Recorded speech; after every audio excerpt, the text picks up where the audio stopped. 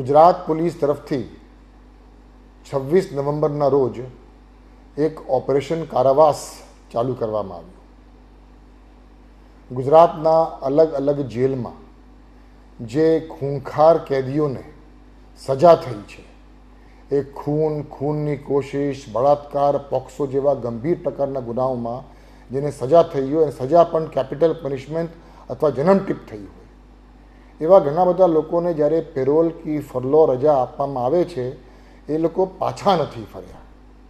એ લોકોને ખાસ પકડવા માટે આ ઓપરેશન કારાવાસ ચાલુ કરવામાં આવ્યું અને એમાં ગુજરાત પોલીસને ખૂબ મોટી સફળતા મળી છે.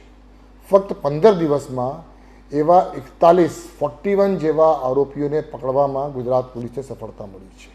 એ 41 પૈકી 6 લોકો તો એવા હતા કે જે 10 વર્ષ ઉપરથી નાસ્તા ફરતા હતા, 9 એવા હતા જે 5 વર્ષથી ઉપર નાસ્તા ફરતા હતા, 3 કિસ્સાઓ એવા છે કે 20 વર્ષથી ઉપર એ લોકો પેરોલ ફરલો રજા પર ગયા હોય અને પાછા નહીં આવ્યા હોય.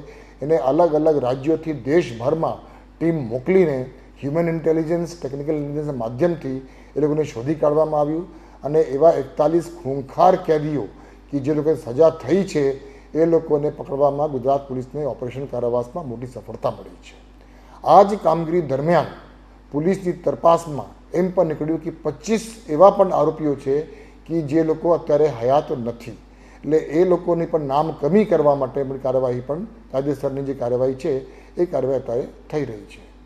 એ સિવાય ઓપરેશન કારાવાસની તપાસ દરમિયાન, આ ઓપરેશન દરમિયાન 41 એવા આરોપીઓ કે જેની ટ્રાયલ અત્યારે ચાલુ છે, હજી સજા થઈ નથી, ટ્રાયલ ચાલુ છે, એવા 41 આરોપીઓ જે લોકોની જામીન મુક્ત કરવામાં આવ્યું હોય અથવા એમને કોઈ પણ પ્રકારની રજા જેલ ઉપરથી આપવામાં આવી હોય અને જેલમાં પાછા નહીં ફર્યા હોય, એવા 41 લોકોને પકડવામાં ગુજરાત પોલીસને સફળતા મળી છે. એટલે ટૂંકમાં ઓપરેશન કારાવાસમાં ફક્ત 15 દિવસમાં 111 આરોપીઓ કે જે જેલથી છૂટ્યા હતા, મુક્ત થયા હતા જામીન ઉપર કે પેરોલ ઉપર કે ફરલા ઉપર અને પાછા નથી આવ્યા, એવા કુલ 111 આરોપીઓને પકડવામાં ગુજરાત પોલીસને મોટી સફળતા મળી છે અને એ પ્રક્રિયા અત્યારે પણ ચાલુ રહેશે.